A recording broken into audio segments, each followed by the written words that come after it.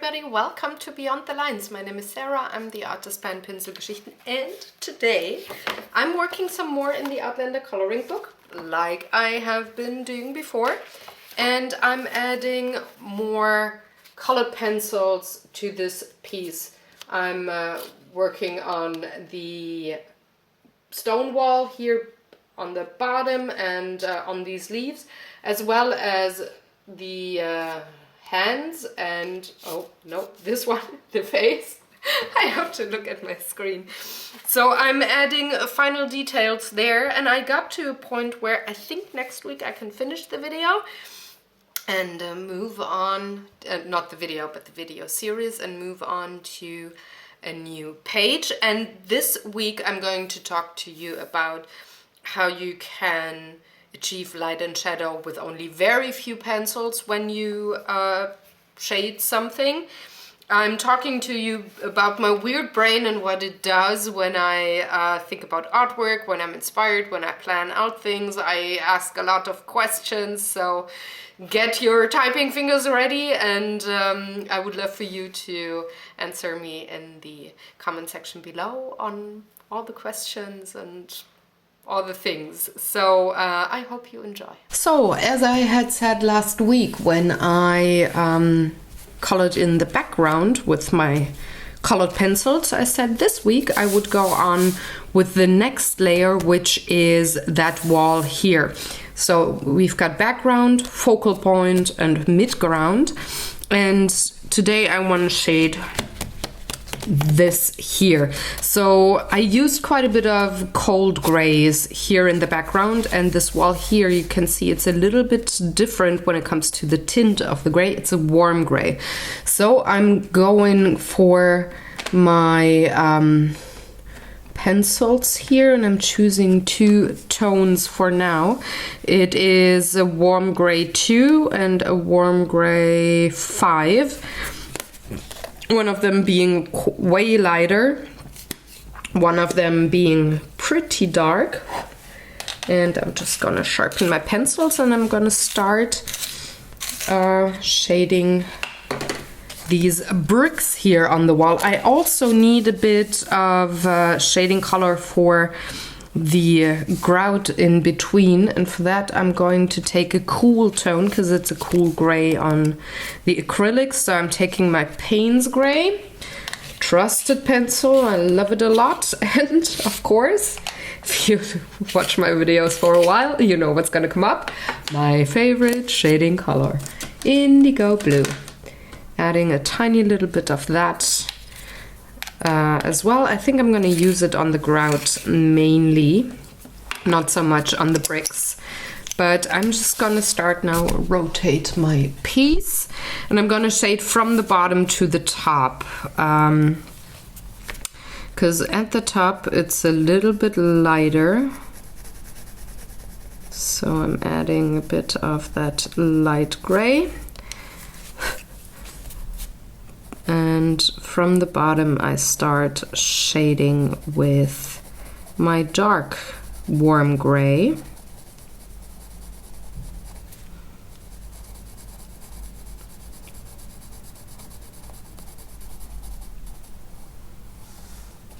And I'm also going to start shade towards the right, because the light is coming from the upper left hand side. So I'm just going to continue shading my midground here. So a little bit of the cool Payne's gray. I'm gonna add a tiny little bit on the bricks to make them look a little more worn.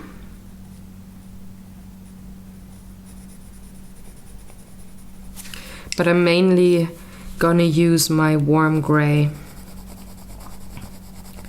to add shadows. A little bit of the indigo blue. I gotta get one of these pencil extension things, because I can hardly grip, or it's getting uncomfortable when those pencils are so small you can hardly hold them comfortably in your hand anymore, but there's so much lead left that it would be a shame to put them into the glass of pencils that I used up. I'll keep those tiny little stubs in a glass. It's quite decorative at the studio. And I'm not there yet to put those pencils to rest in that glass. But I want a little more mileage out of my supplies, so I gotta order one of these extenders.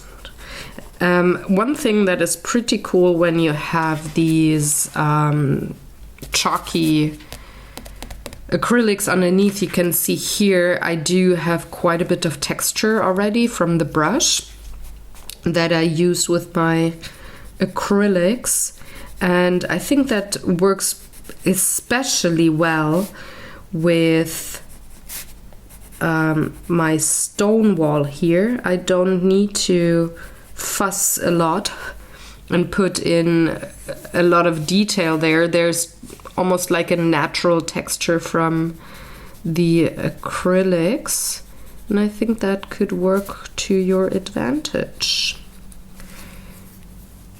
Using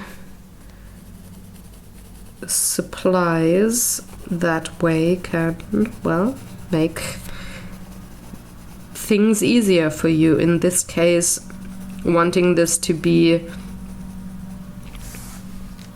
a stony texture, I could just very lightly, with the softest touch I can manage, go over my acrylic paint and get this kind of grain there already. I hope you can see that.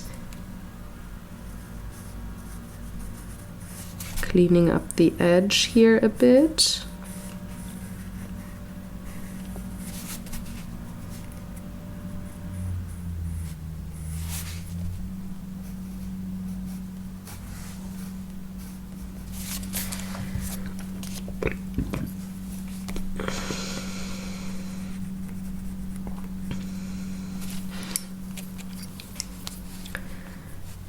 You see, I'm not using any black so far, and still I get quite a dark shade for my grout. This is something that I really like to do, just layering gray and indigo blue on top of each other, and that can already help with making things look pretty dark.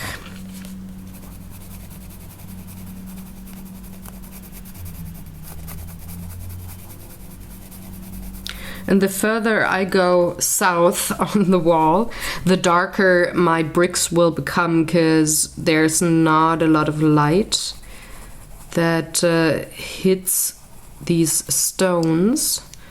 So I'm adding way more shadows, hence I'm using darker shades of my grays, so I won't use this light one on the lower bricks. I will even go darker with my values here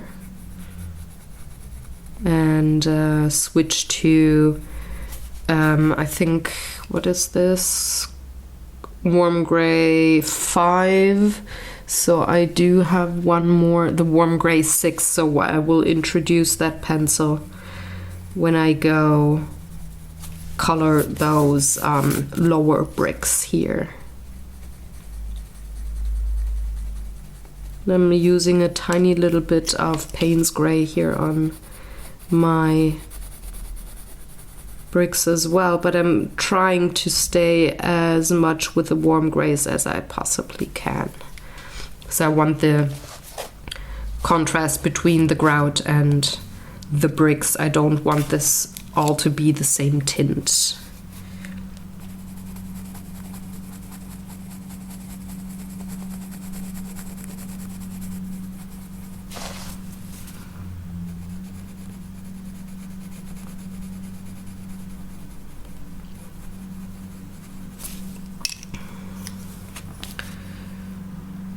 sorry for the background noise, by the way. Someone is working on something around the house.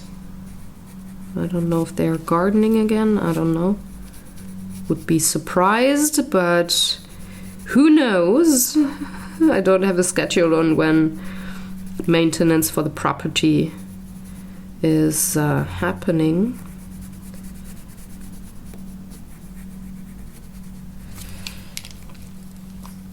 Which sometimes messes with my filming schedule. So I hope I can edit the audio in post-production quite a bit for you not to hear as much of the background noise, because I think sometimes it's just really annoying. But I hope I can work on that in a way that you're not annoyed with the noise that's happening in the background.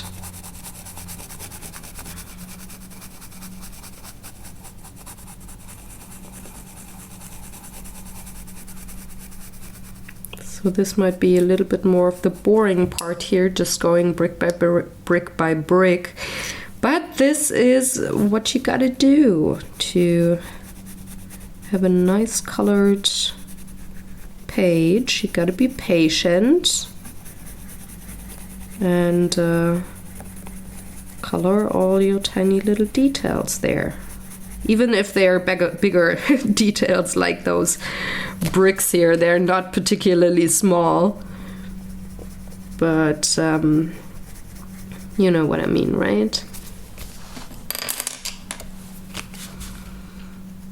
Maybe a little bit tedious to look at, but it is part of the coloring process, so I'm not gonna speed this up, though it's the same thing over and over again.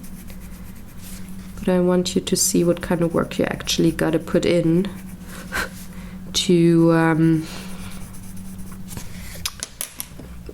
well, get the pages colored and have them look the way they look when I'm done with them. I think it could also be just quite the zen moment for you. Maybe you're working on something yourself while you're watching this video, so I'm actually pretty much sitting next to you, coloring my own page and just maybe chatting once in a while. That's the illusion. Or is it? Do you actually feel like you have somebody else sitting next to you while you work on something when you watch other artists or colorists work on their stuff on video, and it is real time and they talk instead of having music play while they work? What does it feel like for you? Do you feel like you have like a coloring buddy or a studio buddy?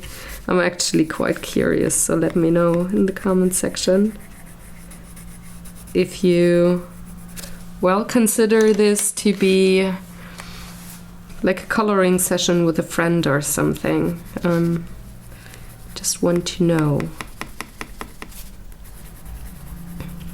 Since I hardly ever have videos on anymore while I work, because my time schedule just changed so much, I hardly get time in to do artwork without having a camera on and, well, producing a video for one of my shows. I don't watch other artists anymore when I do artwork, or hardly ever. It's like, it's not the norm. It's an exception when I do that. It means I got time and want to do some artwork that is not planned. So it's almost like an extra. It's like a bonus. So I used to watch quite a couple of art videos while I did my own artwork back in my old studio, where I could focus on my artwork every day. And it didn't matter if I was filming on my own or if I just worked on some artwork without filming, just like coloring just for myself. That doesn't happen anymore because I have so many more things that I need to take care of that take time, which I used to allocate to doing artwork, and now I can't do that anymore. It might change again, who knows? But at this point, I'm actually hardly having time to do some coloring without a camera. That's also due to my energy levels not being as high anymore as they used to be. So I just gotta plan in way more rest time, where I'm just, well, listening to a podcast laying on my bed. And I kind of miss that because I really liked watching other artists while I was working on my own art stuff, or just listening to them and then glancing onto my screen every so often. I really liked that, so I kind of miss it. I wonder if I can have that once in a while again. I mean, it's fine the way it is now. I'm not complaining here.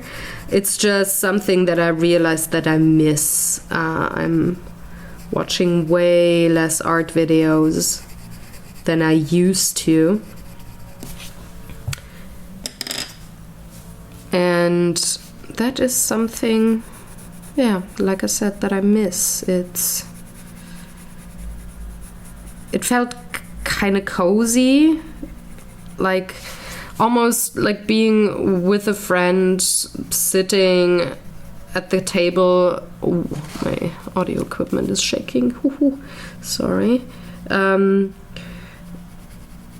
Sitting at the table with a friend, having a nice cup of tea, like on a weekend afternoon, and you're just coloring together or drawing together. I mean, I still get that with the kids when we have our art sessions.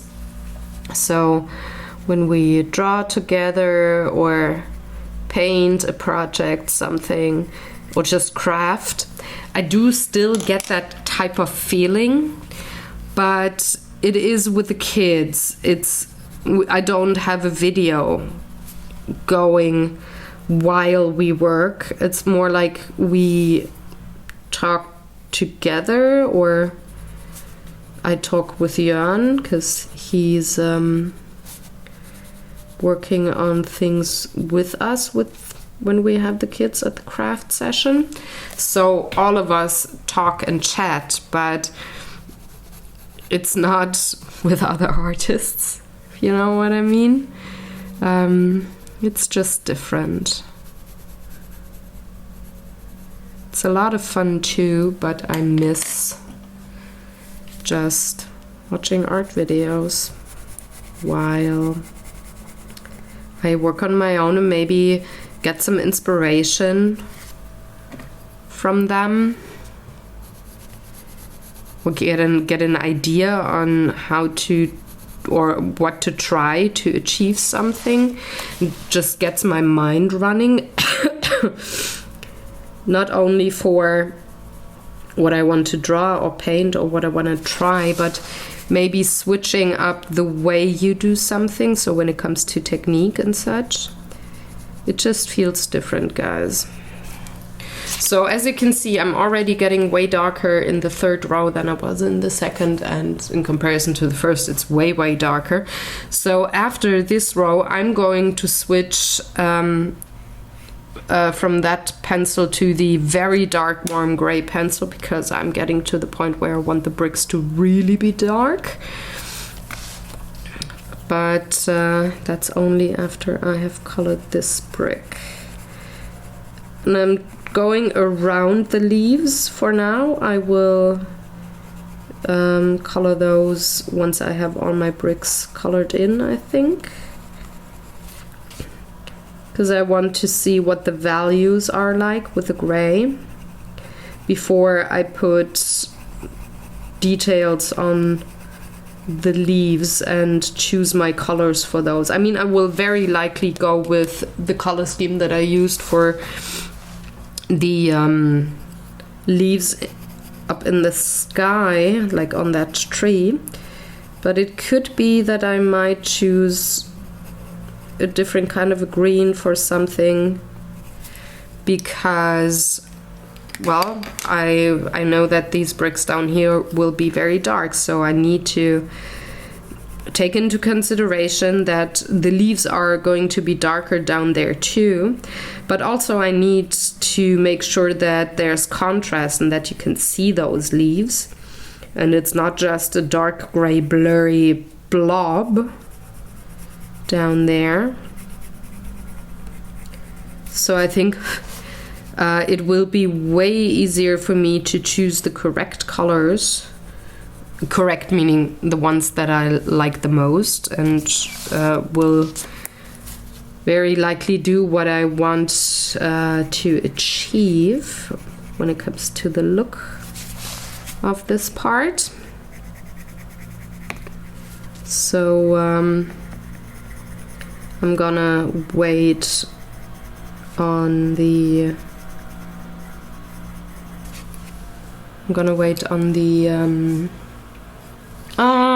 leaves. This noise in the background, like somebody is mowing the lawn or something outside. I like the property maintenance that they do. It looks really nice around here, but it's so distracting for me. I really gotta concentrate on what I'm saying, and there's way more ums and uhs when I'm distracted. So sorry about that.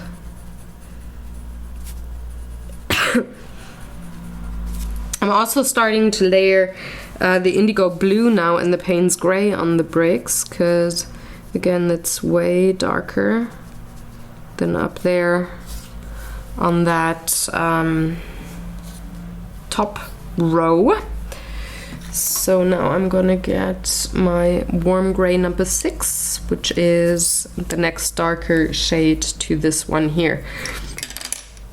And at this point I'm going to start my vlogging camera, because I want to have a little bit of footage for my vlog, so that you guys, if you'd watch that show, you will know what's gonna come up, and you might get your own supplies ready, or are just reminded that there's a video coming and you may be curious about what's to come. So I'd like to have a little clip of what's to come on the channel in my Choco Clock vlogs. So.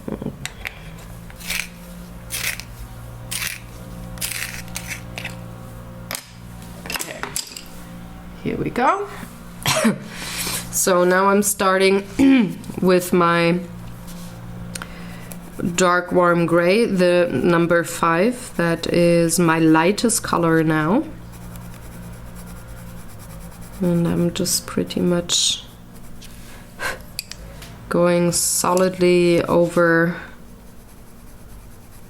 what I colored in, and then I'm shading with my warm gray number 6. I'm still only using the Payne's gray and the indigo for the grout, so that doesn't change.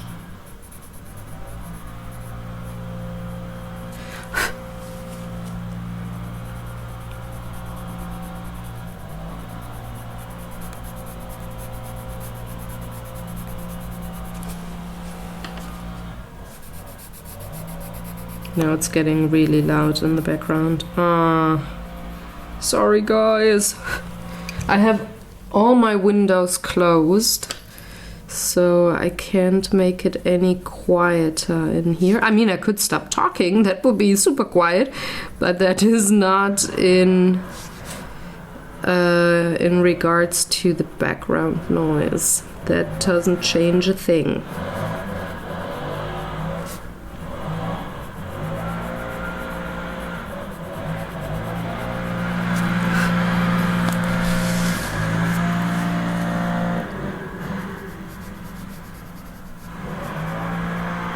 I think they cut down some trees or something. It sounds like a chainsaw, maybe?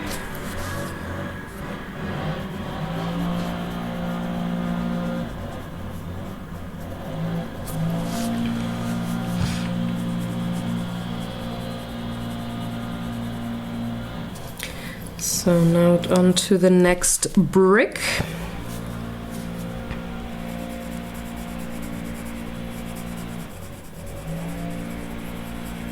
And I'm using again my lightest touch, but I'm going solidly with my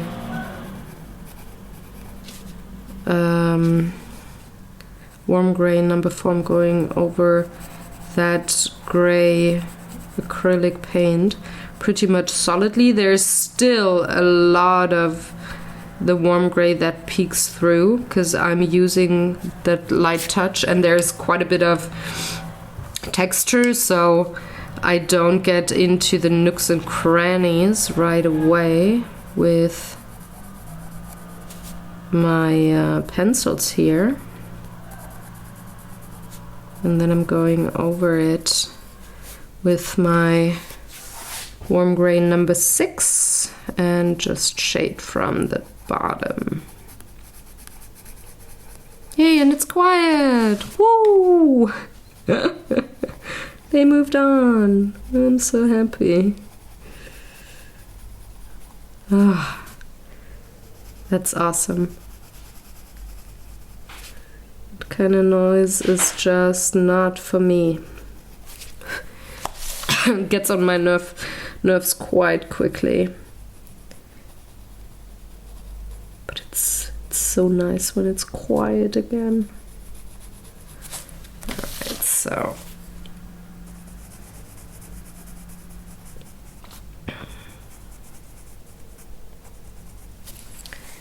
something like that. I'm gonna add a little bit of my Payne's Gray here at the very bottom.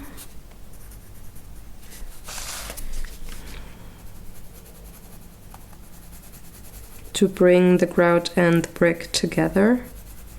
Not have it be such a harsh line between the two. I think it just looks way more natural when you don't have a big difference there in color, and then softly, very gradiently, have it be lighter towards the top.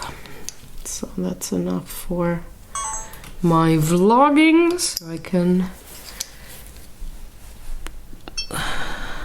power off my camera. I don't need it anymore. For now. I will need it to record the intro for this video after I'm done with this coloring part. But until then, the camera can go to sleep and save some battery.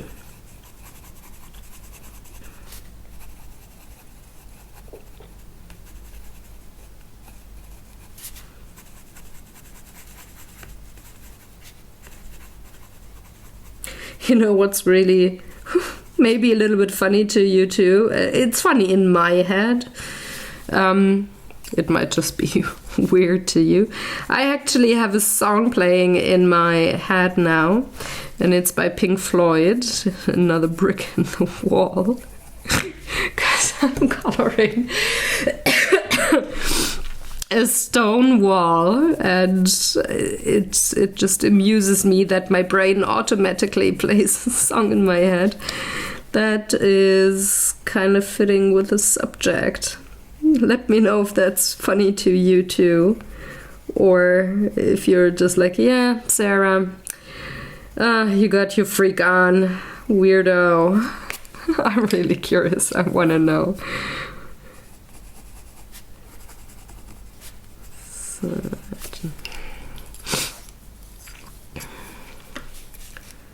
adding a little more of that Payne's Gray.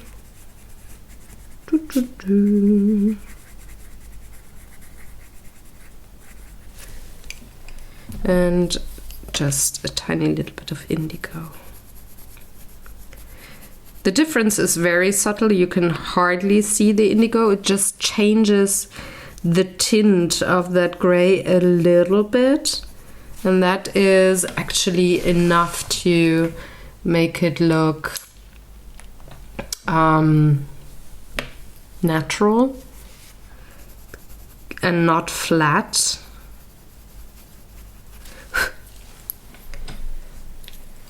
On to the next row. So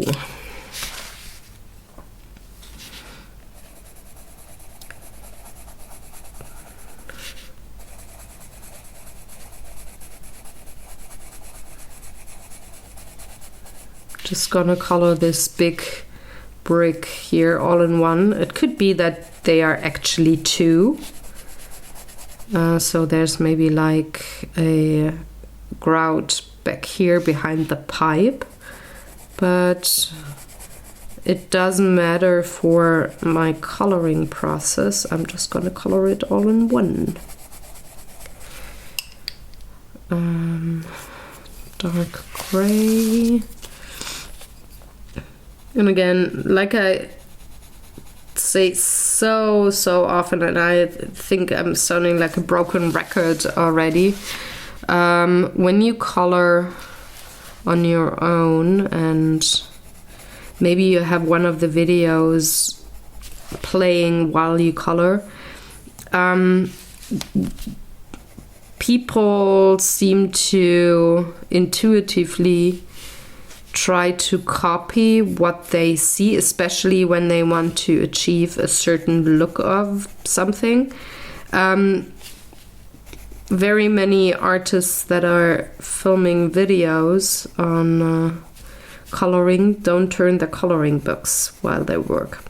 I find it to be very important that you actually do turn your book for you to have the most comfortable position with your hand, because it's just very straining on the muscles, and carpal tunnel is something that we all don't want to have. So carpal tunnel syndrome, I should say, should speak correctly. So I encourage you to turn your artwork in order to have as little strain on your wrists as possible while you work, because honestly you're gonna sit there for a couple of hours and work, and since we are prone to copy what we see when we are inspired by something that somebody does, we also subconsciously seem to copy their style of working, not only what kind of supplies they use and such. Not talking about that, but just really think about having a very comfortable position for your hand all the time. You don't have to have your artwork straight up to produce it. You can turn it and have a comfortable position for your hand and still be able to get your values right and to color where you want to color, like position and such. I'm just really recommending you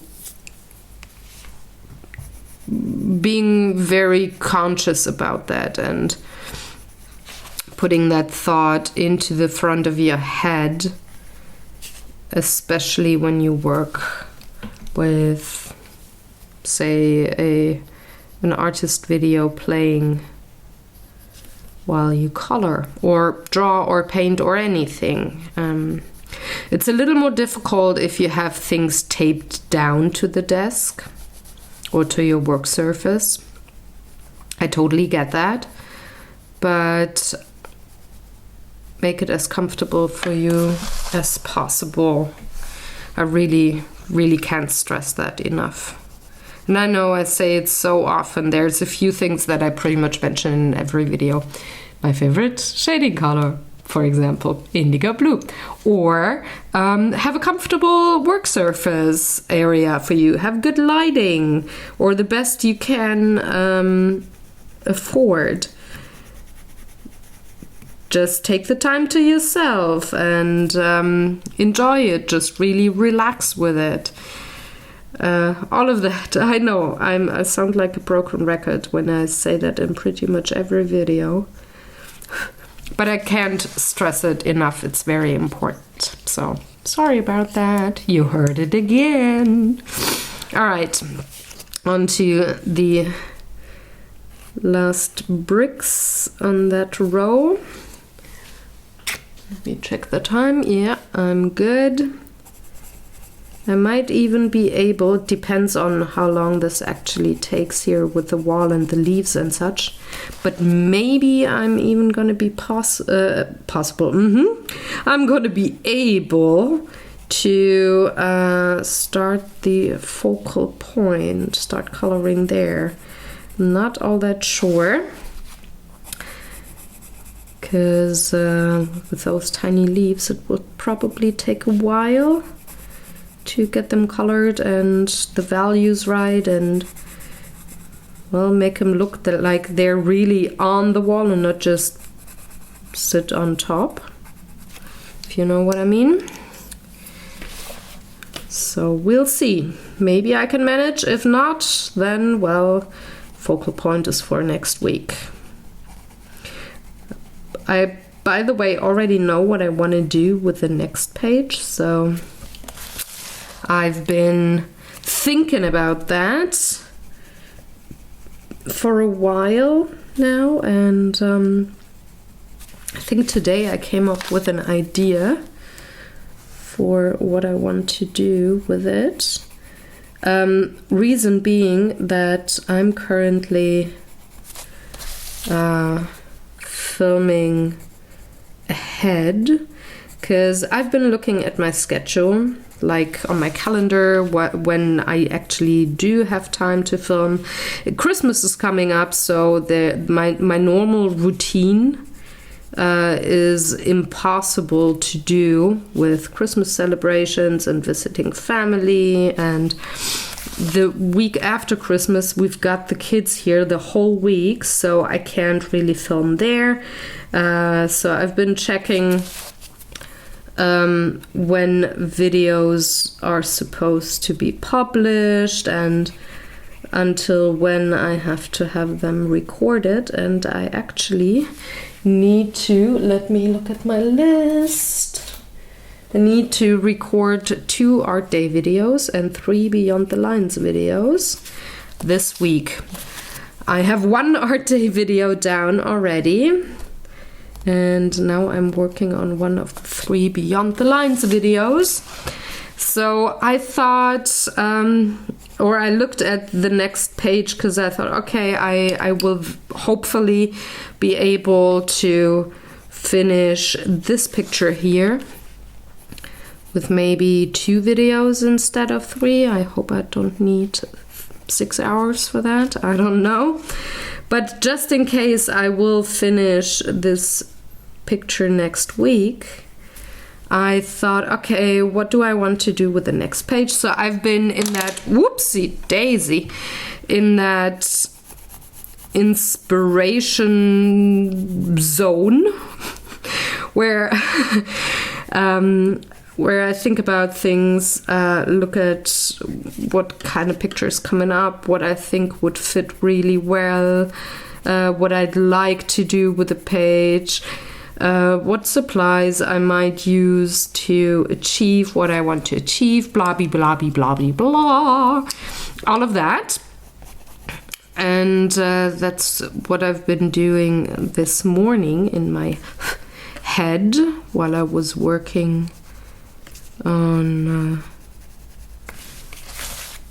editing the previous art video, so the previous Beyond the Lines video, because I gotta get that up on the web today, because it will be published tomorrow morning. So I've been in that mode, and what I do, and that's so not helpful for me, but I can't seem to not do it, is especially when I plan Beyond the Lines videos, I flip through this whole book, see what's coming up, what pages I still have to get colored, what are the scenes that are depicted, what kind of line work, like art style, is coming up. I do like to have particularly slow videos, like where I need 7-8 parts to color a whole page. I do like to have those every so often, but not every time. And there's a few pictures here in this book that really would benefit from this slow kind of video. And just going with colored pencils, for example. But it takes a lot of time, and I don't want to do that every time, because I want to get through with this book at some point in the future. Hopefully in 2020 I can finish this book. I would love that, because I have so many more books that I want to bring to this show, where well, it's just a different kind of coloring, because it's not a storybook per se, for example. So something like Mythomorphia or the Hannah Carlson books, they're not a storybook like this one here.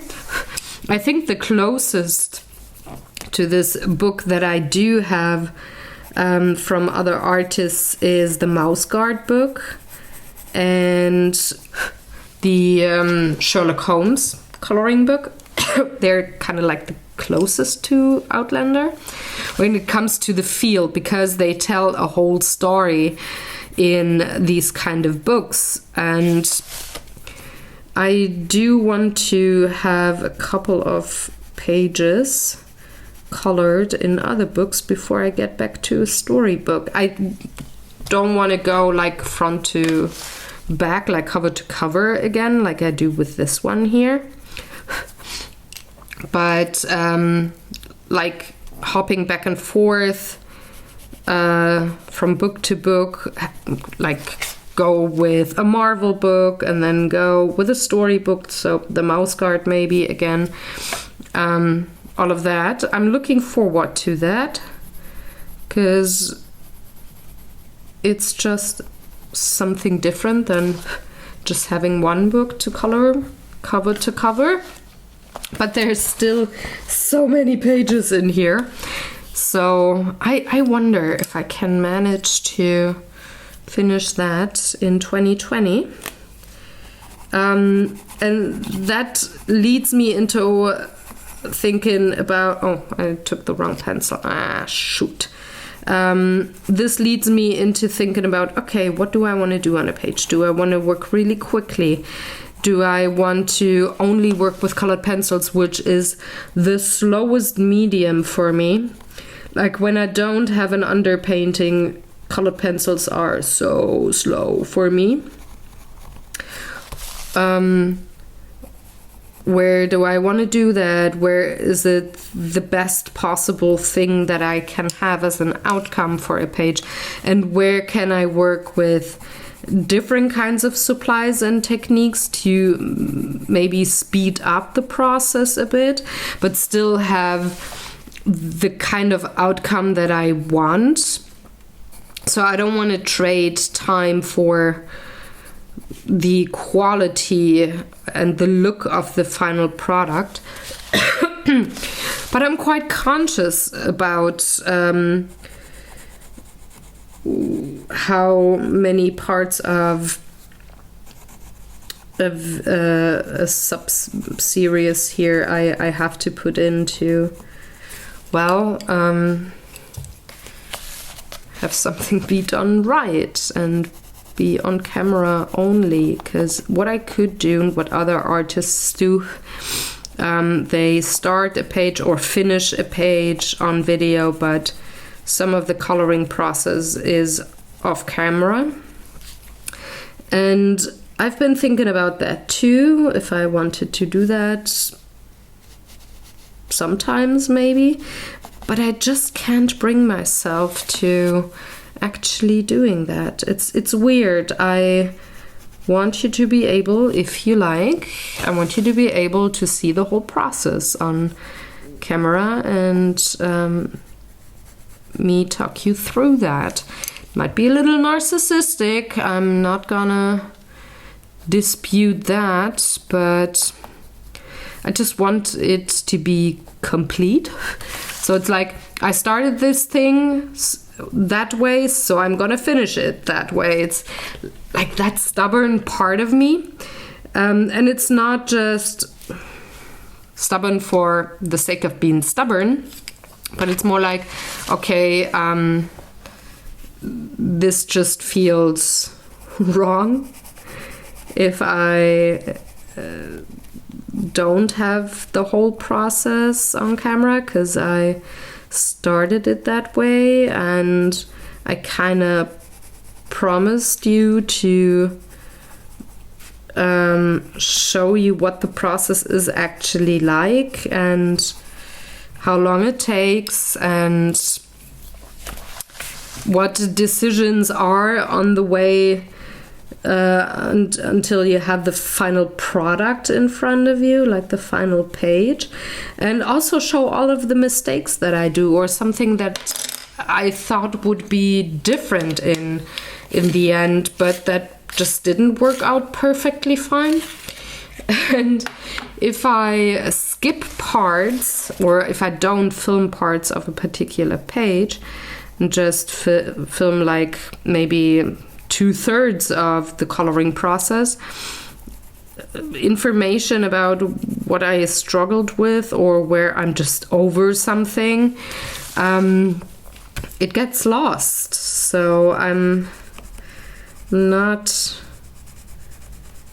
kind of willing to shorten the experience with this book. Not for me, because I'm still having to put in the hours to color all of my pages here, but more like for you guys, not to have you sit through all of it. But what if you want to sit through all of it? That's like the thoughts that are in my head every so often when I think about, okay, I colored quite a couple of pages in this book already, but I know how many are still to come. It's like 30, 40 pages still. Look, it's that big. That many pages, and some of them are going to be colored fairly easily, like maybe 1 or 2 parts for videos. But some of them, if I want to color them the way I want them to be done, so there's like 2 pages in here, very short time until they come up, that will very likely only have colored pencils on them, and they're quite intricate and detailed, and that will be one of these 8-part videos again, or 10-part videos, and I will go more towards the 2-hour mark of the video instead of a 1 hour or 45-minute video. So it's just a lot, guys. And I have to weigh the interesting parts versus the boring parts. So like when I had the time lapse here to just base coat everything, that was the boring part of the coloring page. I think this section here with the colored pencils is way more interesting, especially since I drank quite a lot of I don't know, talking juice. I'm quite talkative today. I think it's less boring, but then sometimes there's just sections that are so boring, and I'm okay with making them time lapse. I convinced my brain that it's fine and that I'm not cheating, but still I sometimes have to really remind myself that things like that are fine, and I don't have to make you sit through or skip through the whole video because it's just the boring part of a coloring page. And I was dumb enough to keep it in real time. So yeah, thoughts that go through my head.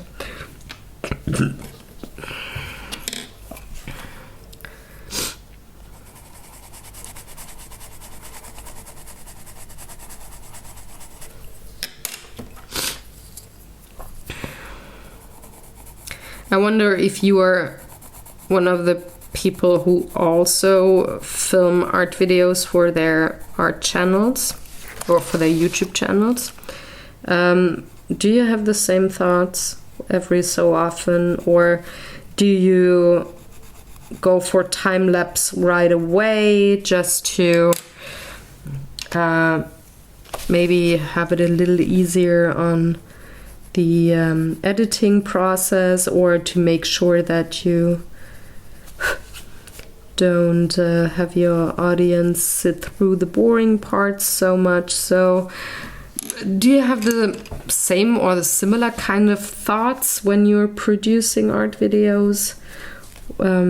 Or is that something that you handle totally differently and therefore, well, you don't have the same thoughts than I do for these long format videos? I'm curious, so I would love to know if I'm the only one with a weird brain. I can't imagine that I am, because I mean, I'm nothing special in that department. I'm just, I think, reflecting a lot, as are so many other people, if not everybody. So I don't think that I'm the only one musing about how to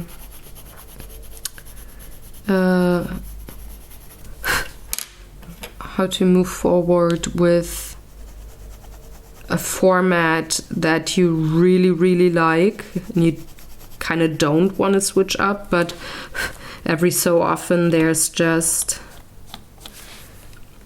maybe some room to adjust your format. No, I lost my train of thought. Awesome. Oh, what a day. What a day. All right. Oh, last row of the bricks. Oh, my back is hurting. Ay, ay, ay. I've been sitting in this chair way too long without standing up in between. I gotta do that before I color in the leaves. Just gotta remember. Because Here's another funny thing, weird thing about me. I do have that quite often. So when I sit down, it doesn't matter at what chair. It could be the kitchen chair when we play games, or this chair here while I work on art videos. After a certain amount of time, around 2 hours, if I don't get up and move my body enough, everything really starts to hurt. So spasms increase and such. So my legs are dancing way more than, and I just shake a lot more. And it happens quite often, especially when I film more than one video, so like maybe 2 or 3 in a row. It happens quite often that I say to myself, okay, after this part of the video or after this video, I'm gonna take a break for 15 minutes. I'm gonna walk through my apartment. I'm maybe gonna empty the dishwasher or do laundry or whatever, just to have a different kind of body position. And then that part comes around, so say I finished a video, then I write down all the info for my blog, blah, blah, blah, took the photos, all is done. And then by that point, I totally forgot that I actually wanted to stand up and move my body kind of differently to not be in pain or increase my spasms. And I just start the next video. This happens to me so often. It's like, I don't know, it's just weird. Maybe a little crazy or funny too, I don't know. But I realize maybe like 15 minutes into the new video, if I film more than one in a row, where I realize like, oh, there was something. You told yourself to get up from the chair and walk around for like 15 minutes before you wanted to start recording the next video. And then, yeah, I just totally forgot. So that happens. I mean, I walked around between the last video I filmed and this one.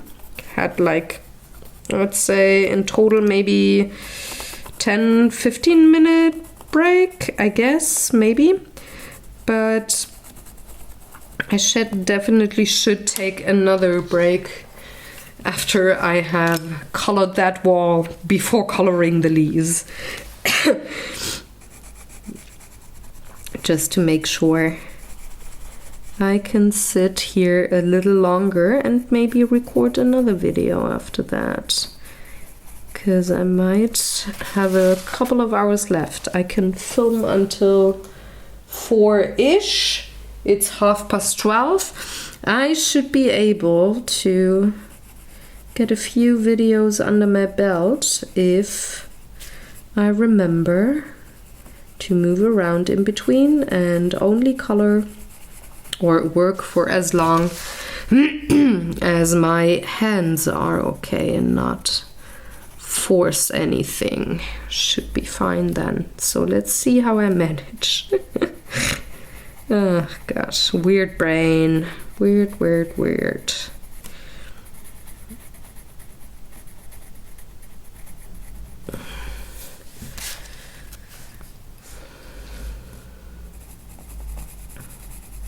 So this one has to be a little darker on top.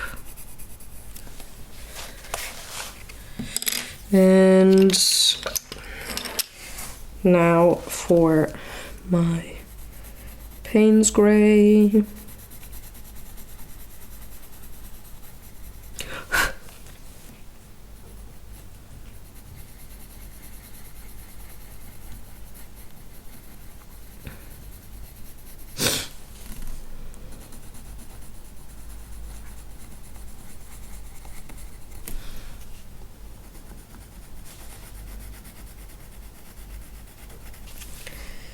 Alrighty, almost done.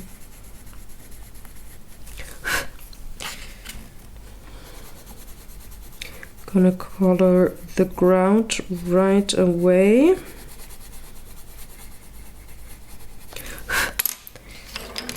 And then gonna add my indigo.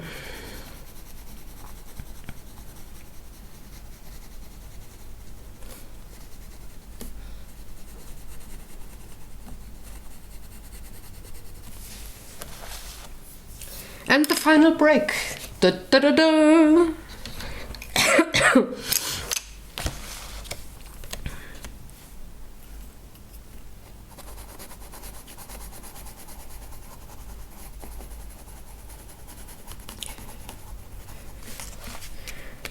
On the one hand, this felt way quicker to color than it actually did, so it took me about an hour, but it feels like maybe 30-40 minutes that I colored. Guess I was just talking so much that I was distracted by how long this coloring actually takes.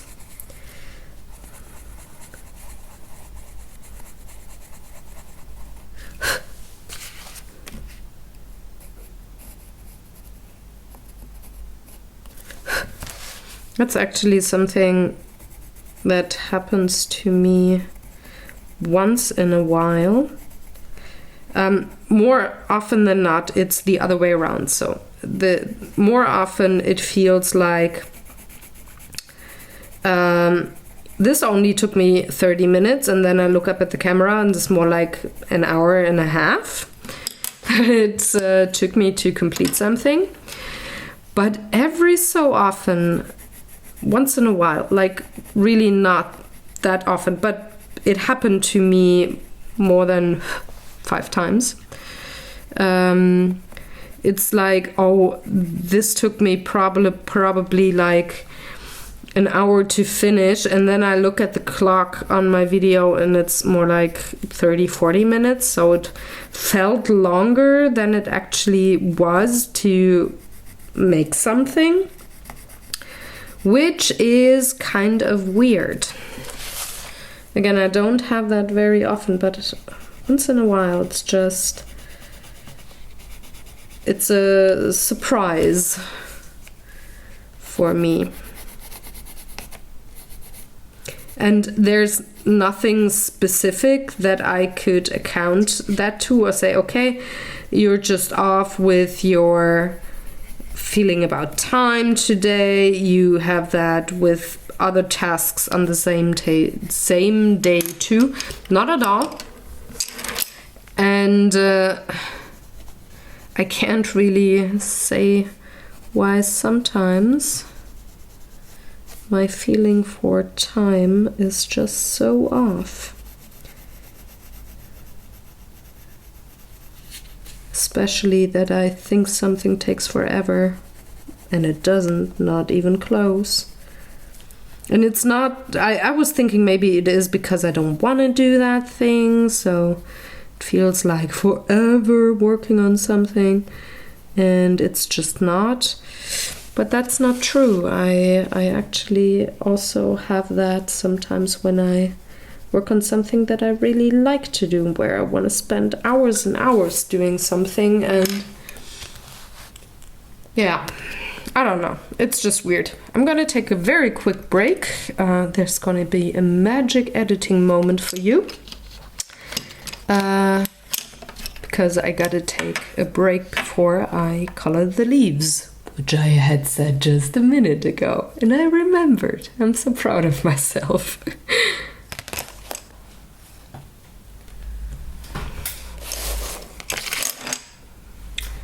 So I made myself a giant cup of tea, and I enjoyed my short little break. Now on to those little leaves. They are having the same underpainting as these leaves, but I don't want to shade them the same way. I want a little bit of a cool green. want tiny bit of a warm green and the indigo blue to color those leaves. And I'm gonna use that light green here only as a blending color. So what I'm gonna do first is shade all of my leaves with my darker green. And I've chosen a cool green just to make things pop.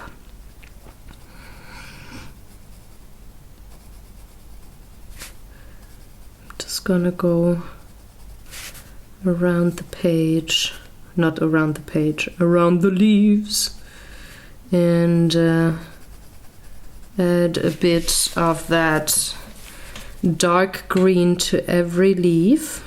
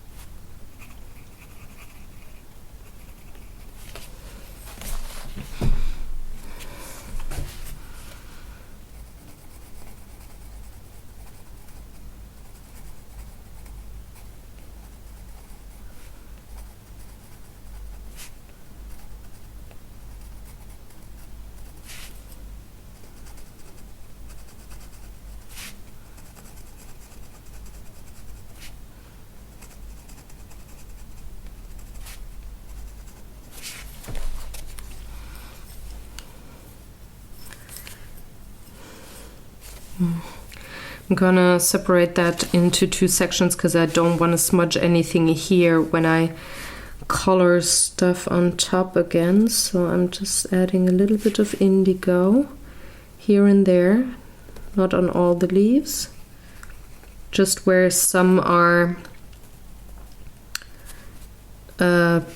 like in a chunk where there's several leaves.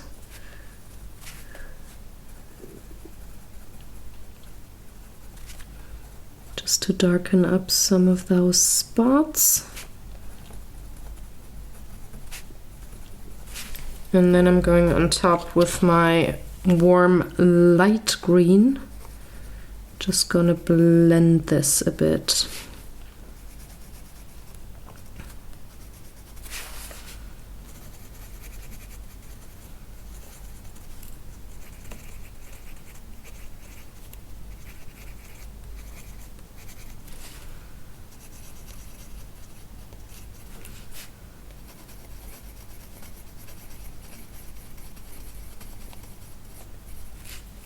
Don't have to be that precise because I do have my underpainting underneath.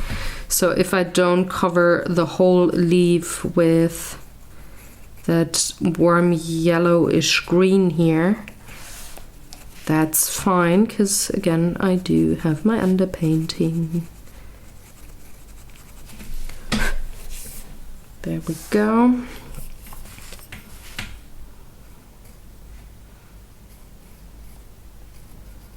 Enhancing some of the dark greens just a bit,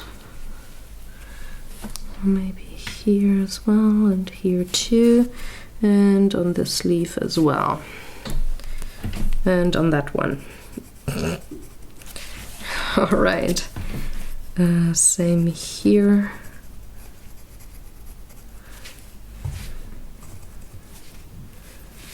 And here.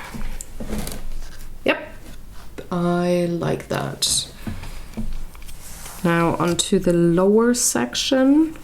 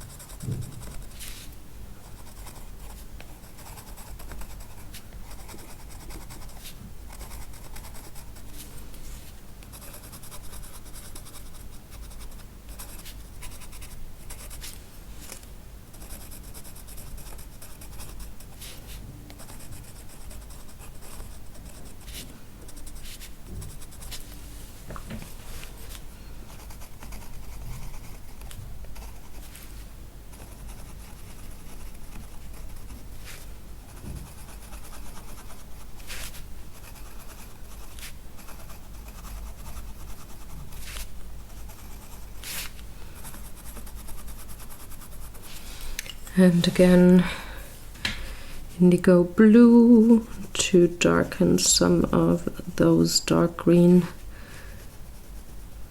parts.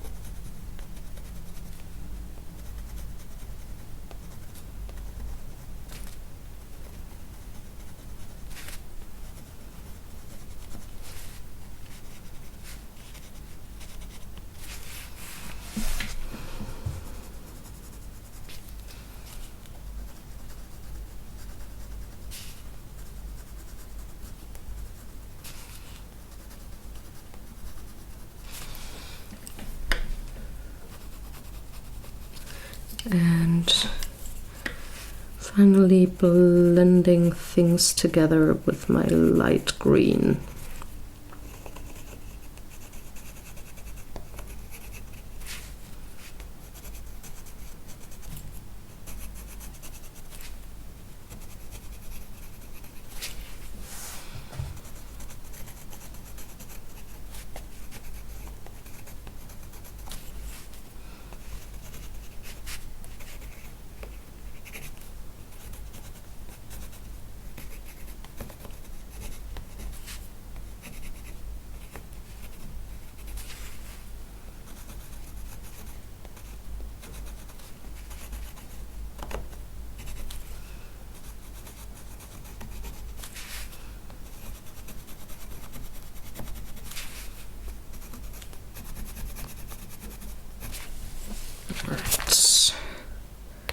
Yep, that's it.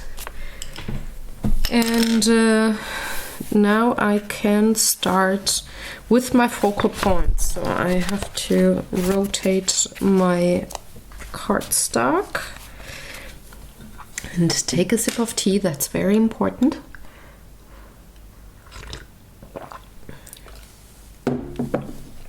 And then I can start with things. I think I want to start with the skin tone up here. And get that colored in. And I chose 3 shades. One is Light Flash, Cinnamon, and Burnt Ochre. And I'm gonna start with the cinnamon and go around the ink lines that are still visible here.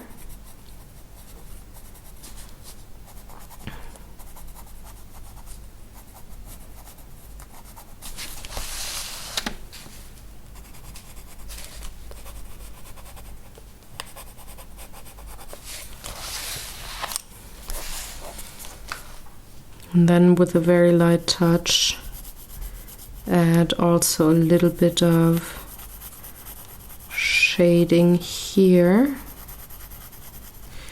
So since the light comes from the other side of the back piper, this part here, aside from the very tip of the bridge of the nose, is actually in the shadows. So I'm adding a very fine layer of cinnamon and then move on to the burnt sienna.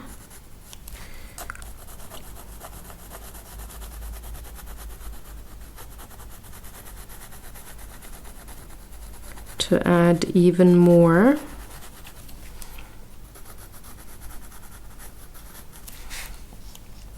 While not losing those wrinkles that the illustrator drew in.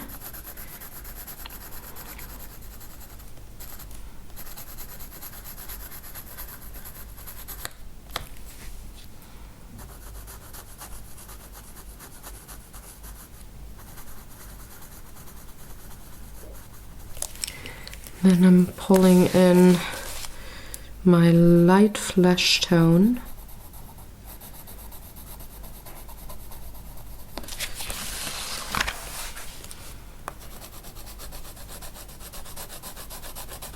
To first of all blend everything.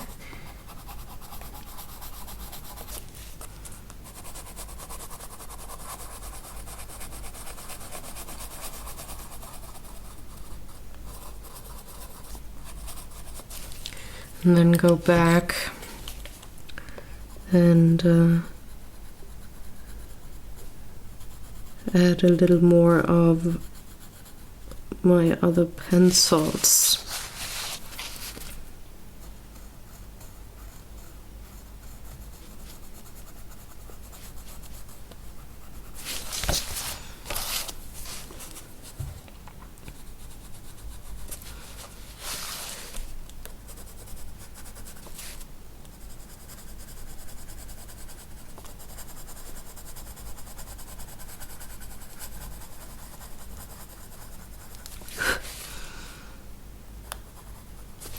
Going to add my sepia pencil, which is a very dark brown.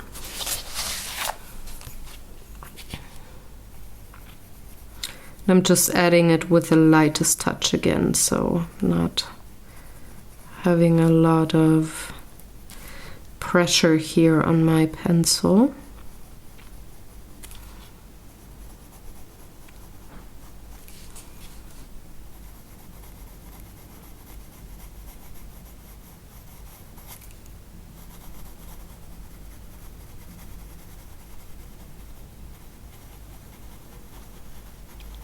Barely touching the surface actually.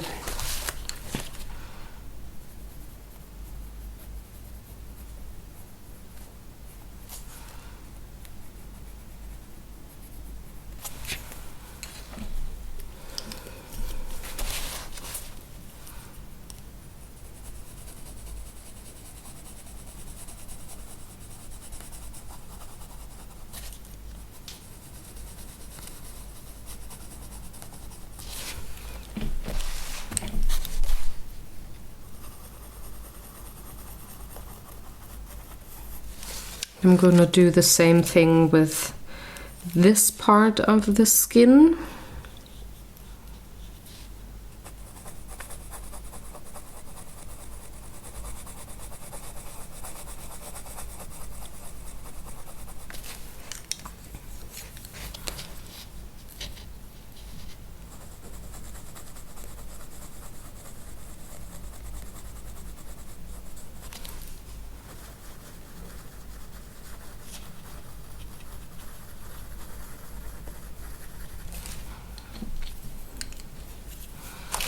Just a tiny little bit of my sepia, because the beard does cast a shadow, and of course this part of the face is in the shadow itself, so it's quite a lot darker.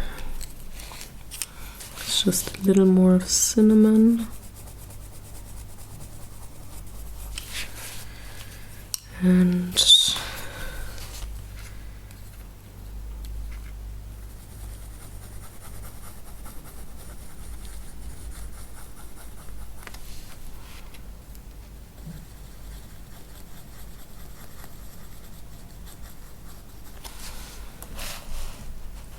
there we go. That's a face. And it doesn't look as weird anymore as the underpainting did, right?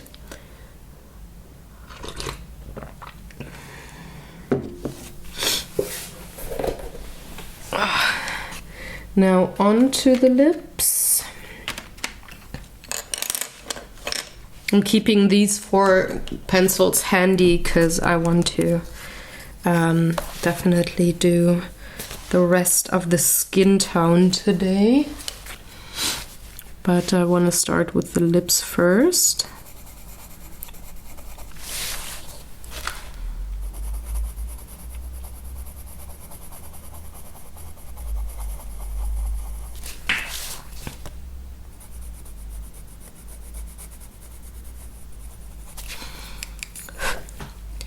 I'm going for, I used Venetian red, and now I'm going to use Indian red. They have quite the brownish tint to it, which I think is perfect for a guy, because they hardly ever wear lipstick, and if they do, it's maybe a totally different color. You don't want to go for the natural shades of lips. And then I'm going to add burnt carmine. It's a little more of a cooler tint. It has a little more of a purple-ish tone to it. But I think it works well for the dark parts where the lips part and pretty much form around the bagpipe.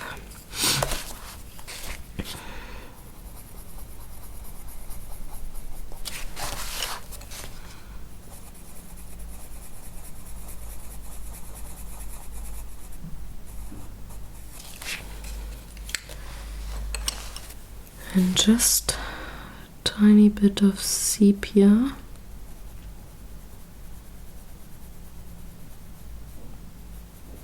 Right here.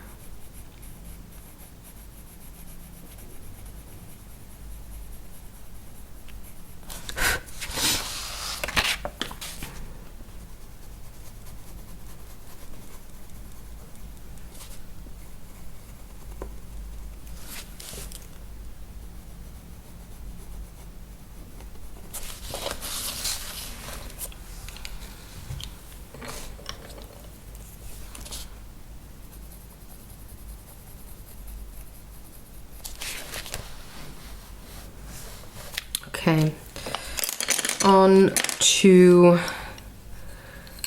the neck. I'm gonna start with my cinnamon pencil again.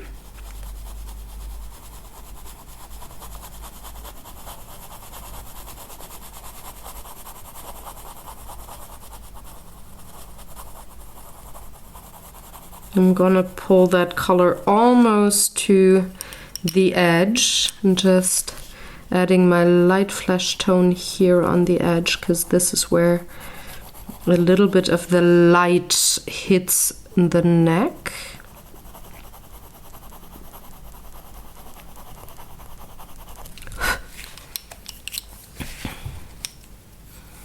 Then I'm going to add my, what's it called?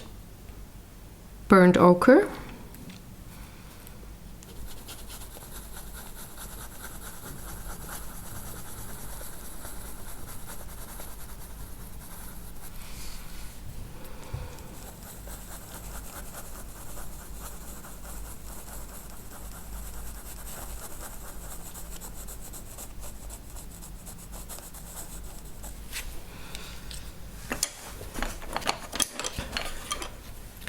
Then I'm gonna bring in my sepia color.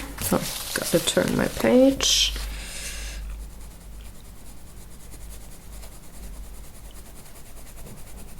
Right here underneath the beard, where there's a dark shadow.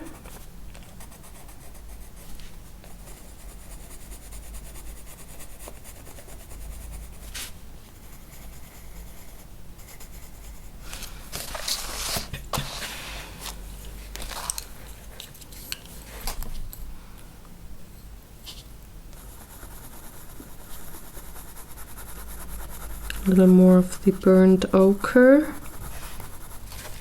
and also the cinnamon.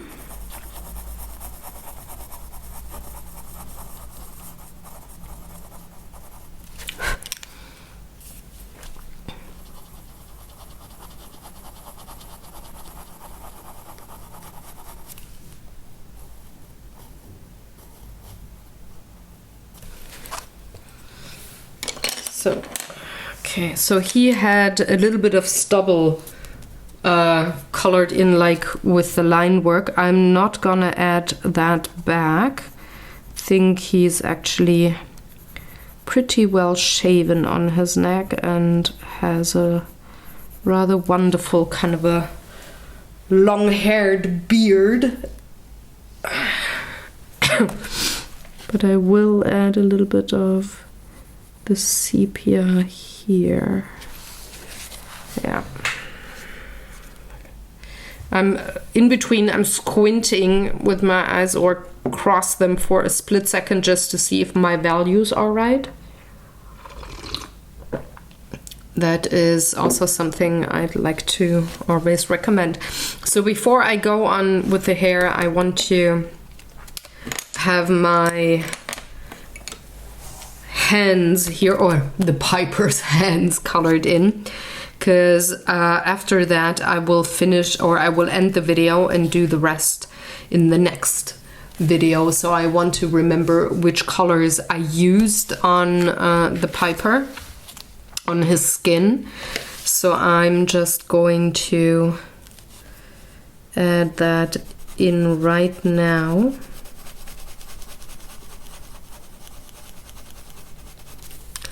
I'm actually going to start with my burnt sienna, burnt ochre, to get the lines in, which I still can see through the underpainting. And I don't want to lose them when I put the cinnamon on top. So there's a line here. Something like this, and I'm just going to color this section now.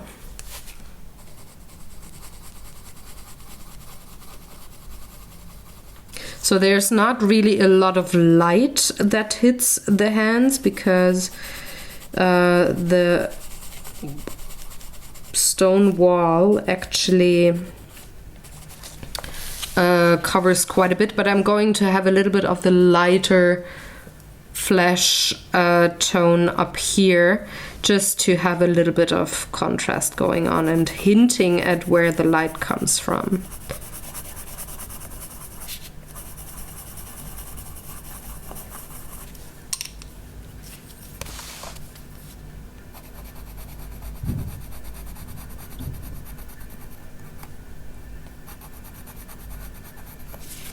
So something like this, darkening that line with the thumb.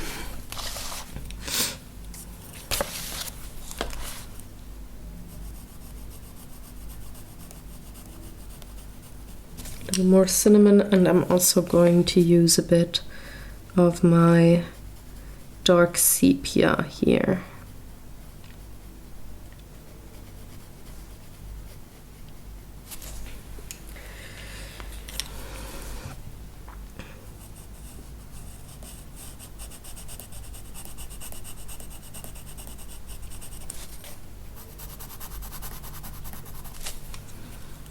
Onto the thumb.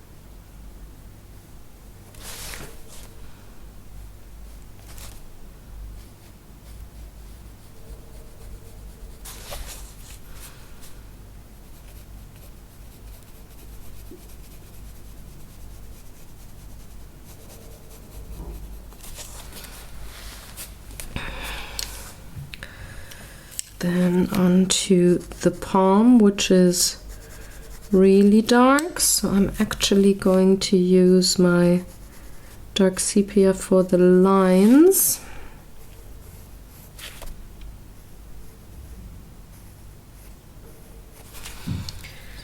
and adding quite a bit of the burnt ochre.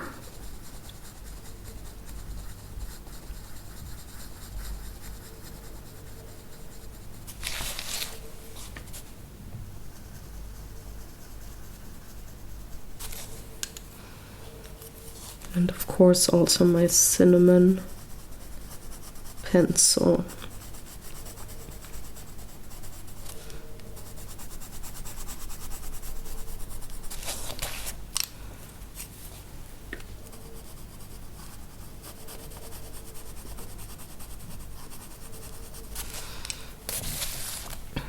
Then there is the palm here, the second part.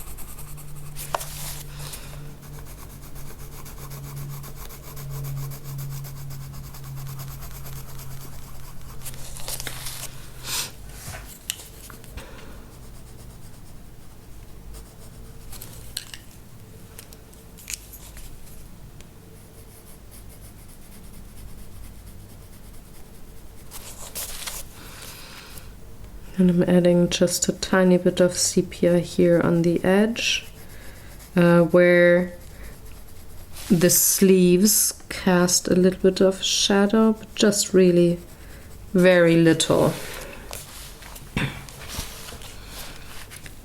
Onto the fingers. I'm gonna start with my lightest section here with the light flash. And there's a little bit here, and the other fingers don't get any because there's a shadow cast on top.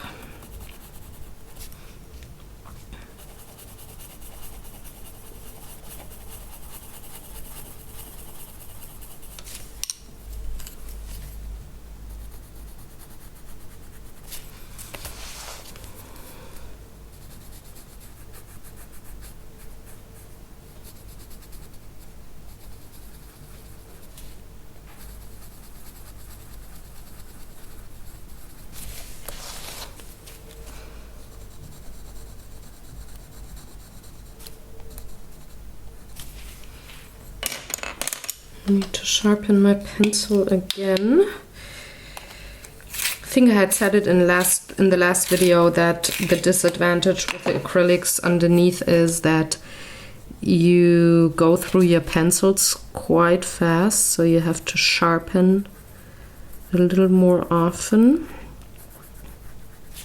But that's something that's totally fine for me.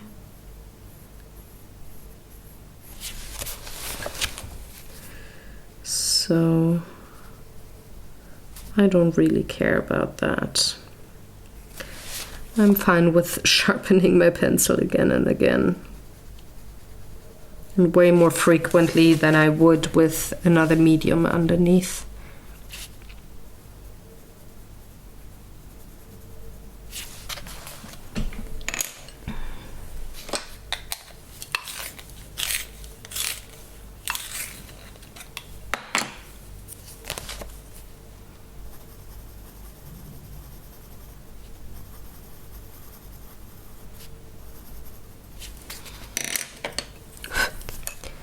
And to finish off, just a tiny little more light flash pencil where the highlights are. On to the other fingers.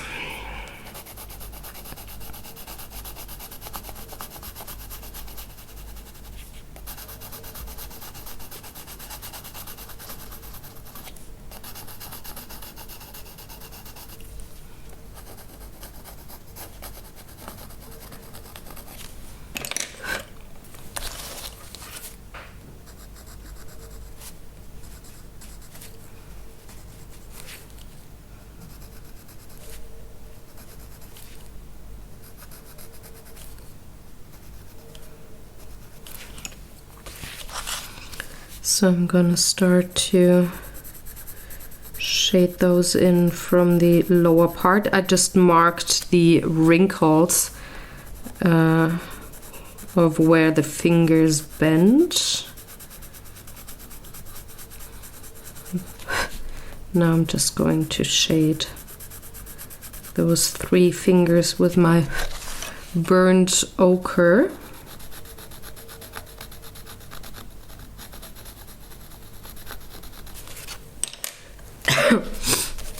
Going to add a little bit of sepia.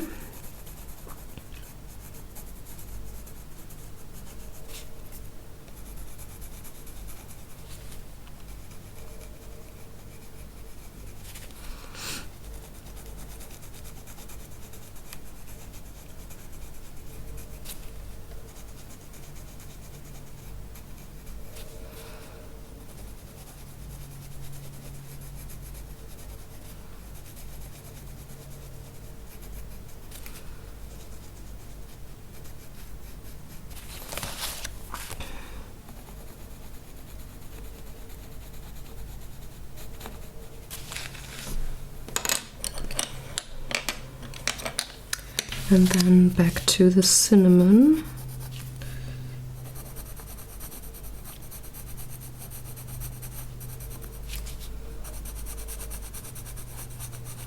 Just to bring everything together a little more. And with this, whoa, throwing my pencil away. With this one, I need a little bit of the light flesh colored pencil. Same here.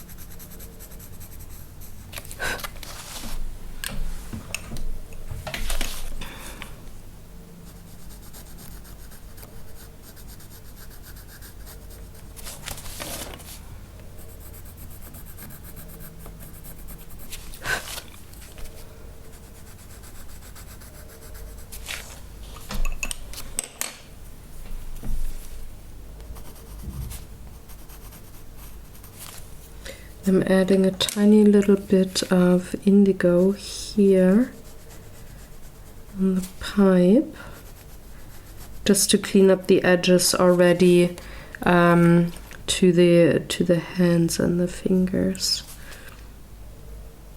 like the palm and the fingers. That's what I actually wanted to say.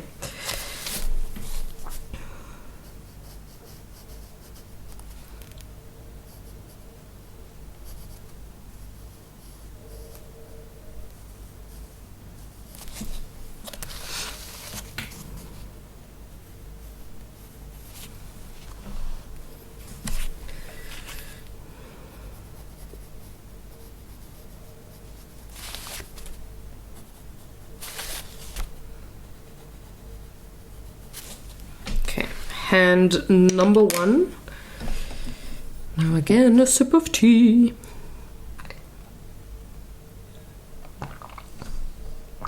And for the final bit for this video, I'm going to color hand number 2. So there's way less highlights on this one, on this hand, because the bagpipe actually casts a shadow. On this, there's just a smidge of light flash here. All the rest is in shadow actually, so let's draw in those lines here.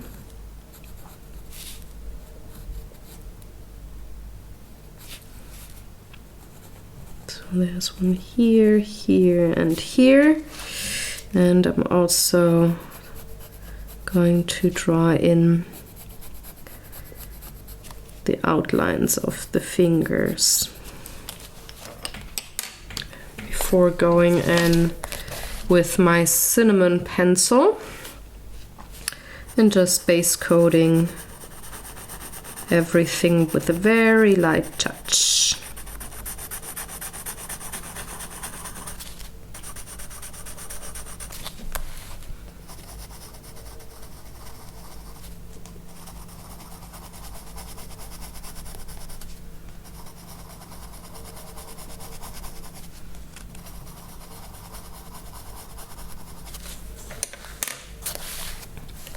Now I can go in and shade, and with my burnt sienna I'm gonna start here at the palm.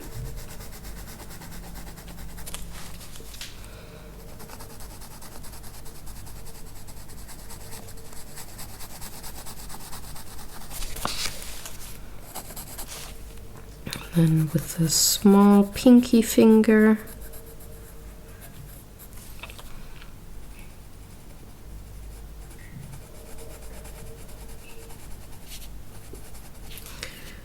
and the ring finger,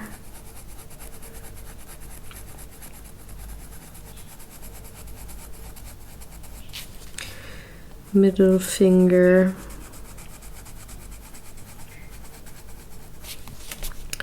and pointer finger.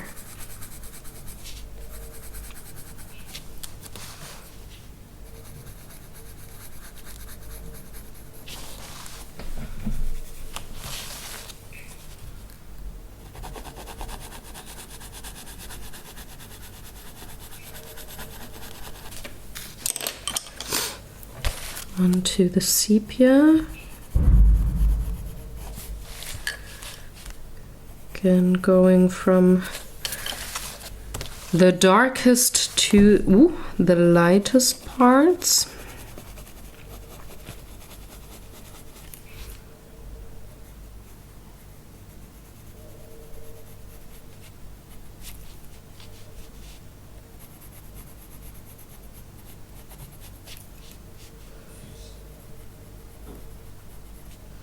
Adding a little bit of sepia to the wrinkles too.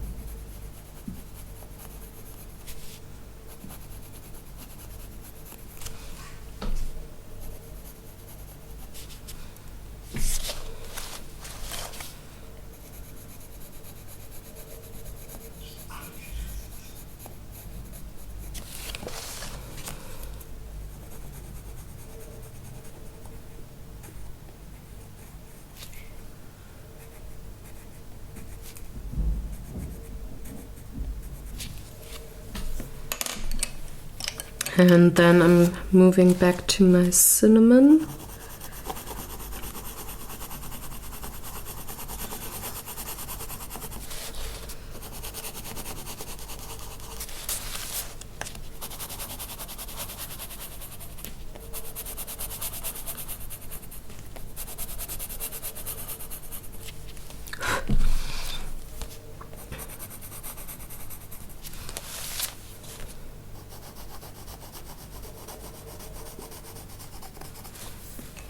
And a little bit more of that light flesh tone here on the pointer finger and the back of the hand.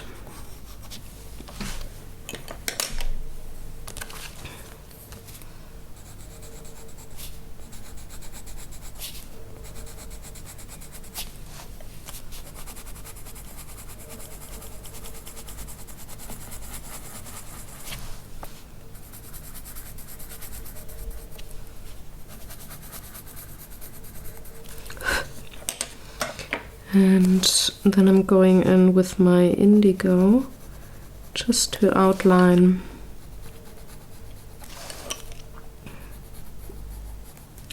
some parts of the fingers, because details can get a little lost here.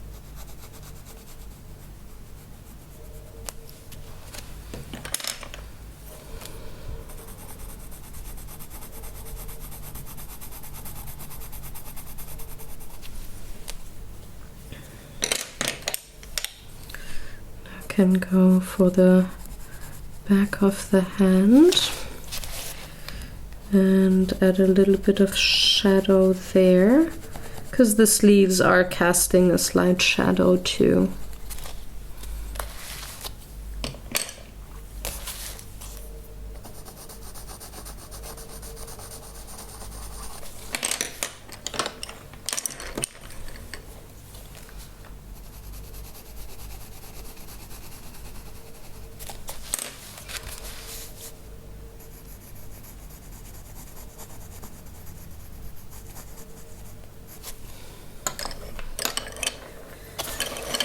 And I'm gonna draw that line in here with my indigo. It will look less weird once I do have the sleeves colored.